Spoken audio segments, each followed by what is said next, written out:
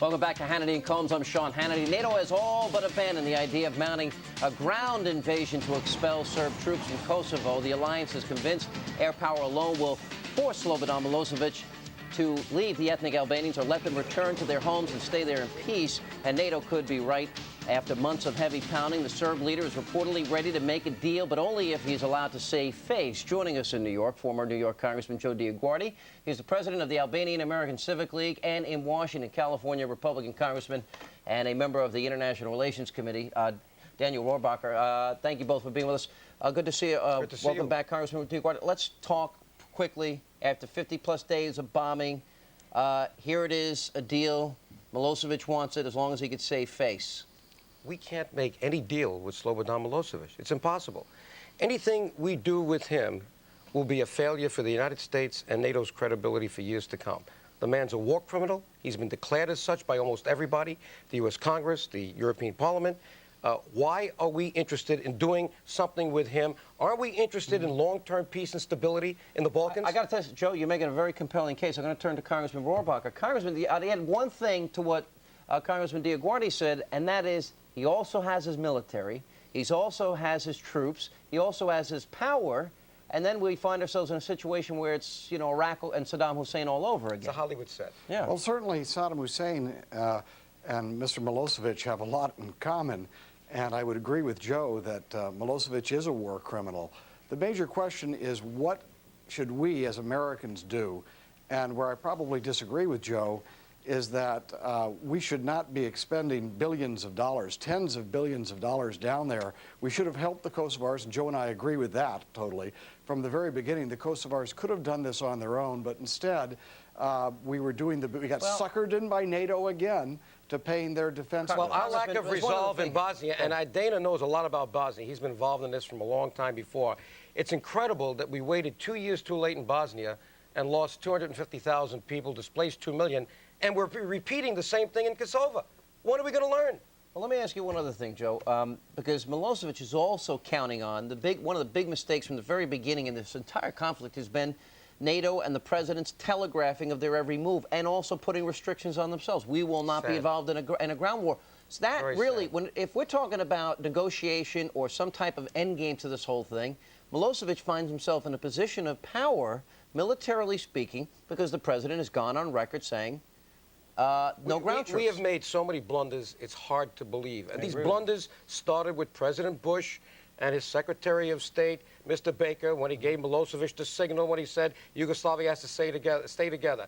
Then in 1992, when he certified Yugoslavia was in compliance with human rights when they weren't, to give him the aid. Yeah. And then we have Holbrooke saying that we got to keep the Albanians off the table in Dayton. And the Holbrooke, again, looks the other way when they torched 500 villages last summer and they had that secret meeting at the Leeds Castle. I mean, one blunder after the others. But we cannot have a deal that leaves Milosevic in place because you won't see Albanians come back. Wait, there's one thing here.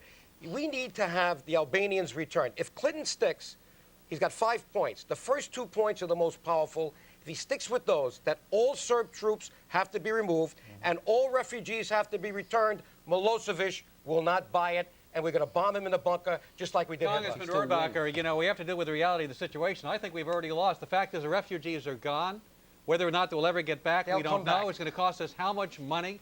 Congress has already asked for twice as much as we thought you'd originally be asking for. And we're going to have to spend how many years and how much of a cost to get things back the way we in the United States think we want them to be. I think in the end, the price tag is probably going to be at least $50 billion. And that is a staggering amount when you consider that we're trying to put Medicare back in order and all these other things. What's going to happen to your Republican tax cuts? What's going to happen to the tax cuts? And what's going to happen to the balanced budget? Yeah, the balanced budget tax cut will be gone. But most importantly, we should learn a lesson from this, and that is we cannot do the bidding of the Europeans. They should, if this was so important to the security of Europe, they should have done it themselves. Absolutely, but they didn't do it, Congressman Dioguardi. We waited for Lord Owen. We waited for Lord Carrington. You know that. They were there in the early 90s. They didn't do anything. Congressman They forced us into this. You keep saying we got to get rid of Milosevic. That's not our role. We have to accept the fact that Milosevic is a leader of Serbia, No, we don't. whether you like it or not. It's not for the United States to say who is going to rule that country. You're a bleeding heart liberal, and you've got the nerve to give me that argument. He has lost the moral authority to lead anybody. You want to determine who's going to lead another country. No. You don't have that right. No, but we're American. We don't have the right to tell them who's going to lead the Can I tell you something on international law? Are you willing to listen? The right to self-determination is inalienable, but national sovereignty is not absolute, and he has lost the right to lead. What do you want to do about it? Do you want to kill him? Listen, I don't mind that we should target where he lives because that's where he strategizes. We went after Gaddafi. We went after Saddam Hussein. What are we waiting for? Waiting for Joe and repeal of 12333, which we shouldn't be doing. That's where you and I agree. We'll pick it up. We'll find out how Congressman Rohrabacher feels about that. Also coming up later, how did former Democratic fundraiser Johnny Chung get Chinese money into the DNC coffers? Well, we'll have some exclusive footage. You won't see this anywhere else of Johnny Chung testifying under oath. That's straight ahead on Hannity and Colmes.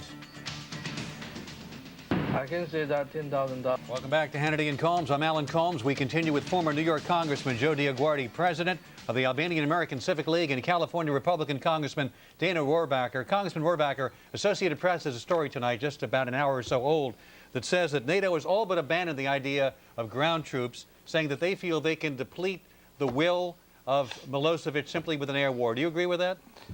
Well, listen, I'm not here to second-guess a military strategy. The fact is this administration seems to be making political decisions again, just like they did in Vietnam. The Democrats did in Vietnam, with getting us into a big mess down there.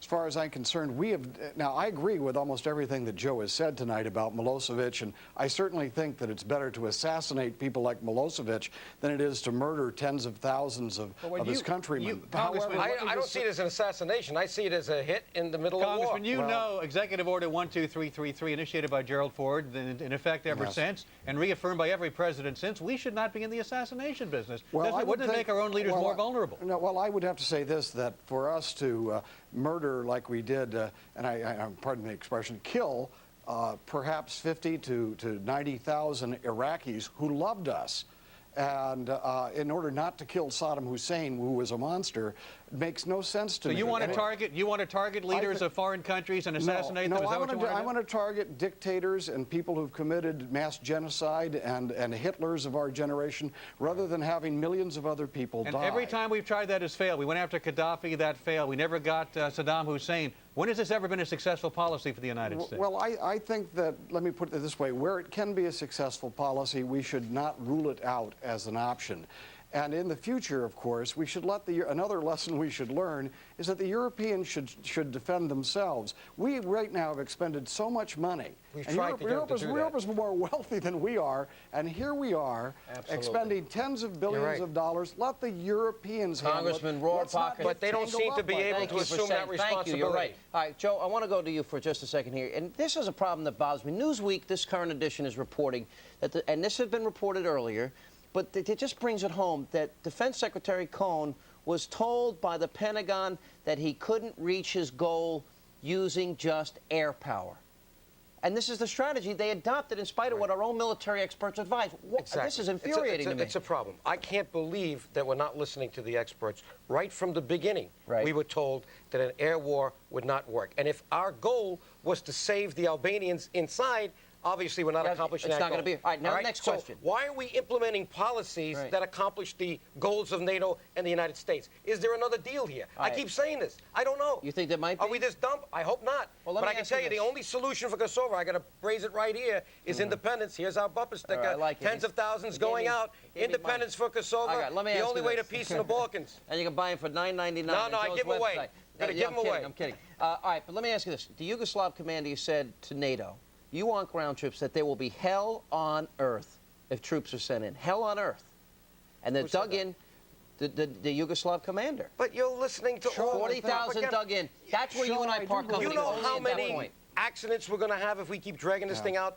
All right, Congressman Rohrabacher, we only got 10 seconds. I would just say this, that the Kosovars have always been willing to fight their own battles. Exactly. Our biggest mistake so far is we haven't armed and trained the Kosovars to fight their own battles. I agree with you. I agree. We've got to take a break. Coming up next, Johnny Chung's been an infamous figure in the Democratic fundraising scandal. We'll have exclusive footage of Chung's latest testimony under oath. Stay with us on Hannity and Colmes.